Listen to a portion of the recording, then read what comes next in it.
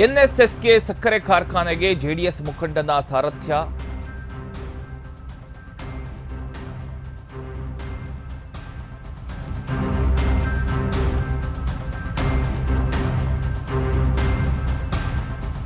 ಇದೀಗ ಜೆಡಿಎಸ್ ಮುಖಂಡನ ಸಾರಥ್ಯ. ನಾರಂಜ ಸಹಕಾರಿ ಸಕ್ಕರೆ ಕಾರ್ಖಾನೆ ಅಧ್ಯಕ್ಷರಾಗಿ ಇದೀಗ ಸೂರ್ಯಕಾಂತ ಆಯ್ಕೆಗೊಂಡಿದ್ದಾರೆ. ಇನ್ನು ಬಾಲಾಜಿ ಚೌಹಾಣ್ ಅವರು ಉಪಾಧ್ಯಕ್ಷರಾಗಿ ಆಯ್ಕೆಯಾಗಿದ್ದಾರೆ.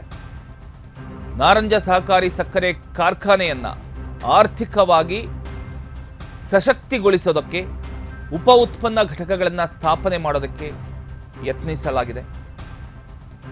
ಈ ರೀತಿಯ ಒಂದು ವಿಚಾರವನ್ನ ನೂತನ ಅಧ್ಯಕ್ಷರು ಹೇಳಿದ್ದಾರೆ.